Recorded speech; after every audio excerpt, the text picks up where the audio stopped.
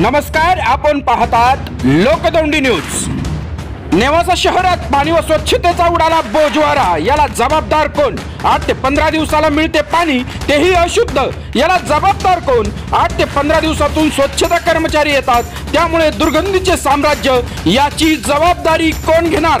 दुर्गंधीच्या साम्राज्याची जबाबदारी कोण घेणार? लोकदौंडी न्यूज शहरात येताच सफाई कामगार त्वरित हजर। पाणी व कचऱ्याच्या समस्या लवकर सोडवल्या नाही तर तीव्र आंदोलन करणार असल्याचं नगरसेवक सुनील वाघ यांनी दिलेल्या प्रतिक्रियेत सांगितले। आपण पाहतो या ठिकाणी नेवासा शहरामध्ये गेल्या अनेक दिवसापासून पाण्याचा प्रश्न तर निर्माण झालेलाच आहे। त्याचबरोबर रस्त्यामध्ये जे घाण वगैरे साचते, कचऱ्याचा घनकचऱ्याचा व्यवस्थापनाचा सुद्धा फार मोठा बोजवारा या ठिकाणी उडालेला दिसतो आहे।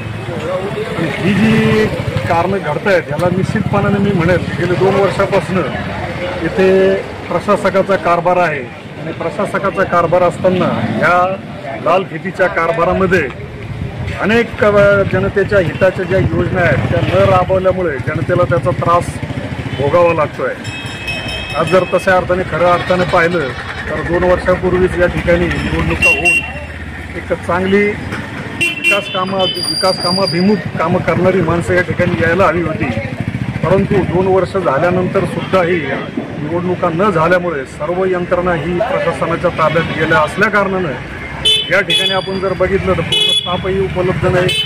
प्रशासकीय जो अधिकारी आहेत, मुख्याधिकारी तेही पूर्ण वेळ नाही आहेत। त्याचप्रमाणे आपल्याला या ठिकाणी सिव्हिल इंजिनियर नाही आहेत, वॉटर सप्लाय इंजिनियर नाही आहेत। जे कोणी आधी होते त्यांनी सर्वांनी बदली करून घेतलेली आहे।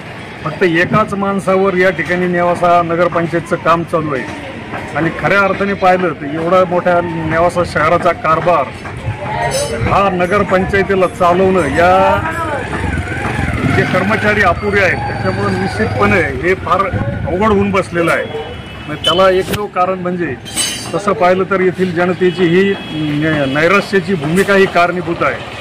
आज जर तसं पाहिलं तर आपल्याला 7 ते 8 घंटा गाड्या या ठिकाणी नेवासा शहरामध्ये असताना त्यातल्या जवळजवळ 4 घंटा गाड्या या बंदच आहेत। फक्त 3च घंटा गाड्यावर या ठिकाणी हा कार्यक्रम चालू आहे। त्यामुळे घनकचरा व्यवस्थापनाचं कुठलंही नियोजन नगरपंचायतीला या ठिकाणी करता येईना आणि म्हणून घंटा गाड्याचं नियोजन या ठिकाणी पूर्णपणे कोलॅप्स झालेलं आहे आणि घंटा गाड्याचं नियोजन कोलॅप्स झाल्यामुळे त्याचा भुर्दंड हा नेवासिया नगरातील नागरिकांना हा भोगावा लागतोय।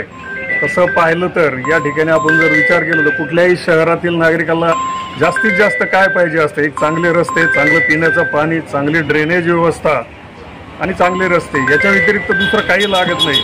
आणि शिवाय या ठिकाणी त्या सुविधांपोटी नागरिक इथे घरपट्टी, पाणीपट्टी हे भरत असतात आणि जर भरले नाही तर त्याला 24% शासकीय शासन वसूल करतं। कुठलीही दयामाया त्या ठिकाणी दाखवत नाही आणि ज्या वेळेस तुम्ही 24% शासकीय घेऊन घरपट्टी पाणीपट्टी वसूल करता त्यावेळेस निश्चितपणे प्रशासनाचं नगरपंचायतीचं कर्तव्य आहे की त्यांनी नागरिकांना सुखसुविधा रस्त्याच्या असेल, ड्रेनेजच्या असेल, पिण्याच्या पाण्याच्या असतील, ह्या सर्व निश्चितपणे दिल्या पाहिजे। पण आज पाहिलं आपण गेली 2 वर्ष झालं कुठल्याही प्रकारची सुविधा या ठिकाणी नागरिकांना मिळत नाही आणि त्यामुळे नागरिकांचा फार मोठा रोष या ठिकाणी निर्माण झालेला आहे। आताच आपण बघितलं, आम्ही 8 दिवसापूर्वी घनकचरा व्यवस्थापनाच्या संदर्भात आंदोलन केलं होतं। त्या आंदोलनाला ही 13च्या टोपलीत त्यांनी आमचे अर्ज टाकलेले आहेत। प्रशासन एवढं ढिम्म झालेलं आहे। तसं पाहिलं तर मागच्या 5 वर्षाच्या काळामध्ये ज्यावेळेस मुरकुटे साहेब आमदार होते त्यावेळेस म्हाळापूरहून आपली सोलर लाईटवरची पिण्याच्या पाण्याच्या योजनेचं प्रशासकीय मंजुरी मिळण्याकरता त्यांनी खूप प्रयत्न केले होते। 65 कोटीची ती योजना आहे। ती योजना जर कधी झाली तर लाईट बिल विषयी आपल्याला कुठल्याही नेवासकरांना तो भुर्दंड पडणार नाही। लाईट बिलाचे पैसे ते आपले वाचणार आहे। जवळजवळ 3 ते 4 लाख रुपये महिन्याला आपल्याला लाईट बिल येतं। वर्षाकाठी जवळजवळ 45 ते 48 लाख रुपये नेवासा शहराचे त्यानिमित्ताने वाचणार आहे।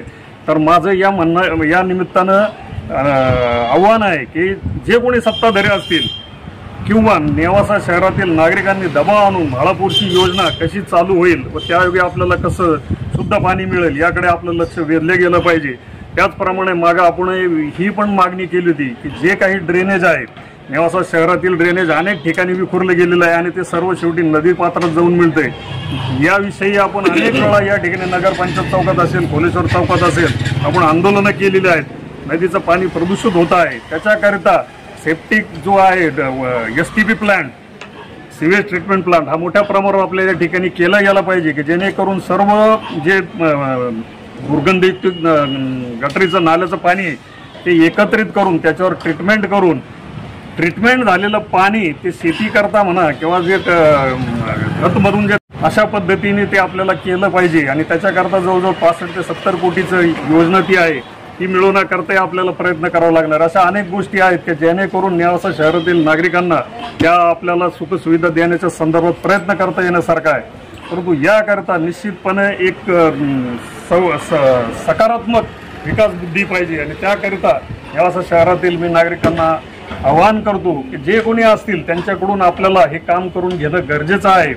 आणि आत्ता या ठिकाणी आम्ही CO साहेबांच्या दालनात जाणार आहोत, त्यांना या समस्या आम्ही वेळोवेळी मांडल्याच आहेत। परत आता शेवटचा निर्वहणीचा इशारा या ठिकाणी देणार आहोत। तसं पाहिलं तर नगरपंचायतला स्टाफ अपुरा असल्यामुळे त्यांच्याही काही मर्यादा आहेत, परंतु त्या मर्यादा जरी असल्या तरी नागरिकांना सुखसुविधा देणं हे त्यांचं काम आहे, त्यांचं कर्तव्य आहे। याकरिता आम्ही त्या ठिकाणी पुन्हा आंदोलनाला बसणार आहोत, उग्र आंदोलन करणार आहोत जेणेकरून नेवासकरांना जास्तीत जास्त सुखसुविधा रस्त्याच्या असतील, गटरीच्या असतील, पिण्याच्या पाण्याच्या असतील या मिळाव्यात याकरता आम्ही प्रयत्न करणार आहोत। धन्यवाद। आपल्या भागातील महत्त्वाच्या बातम्या व ताज्या घडामोडी पाहण्यासाठी यूट्यूबवरील लोकदौंडी न्यूज चॅनेलला सबस्क्राईब करा।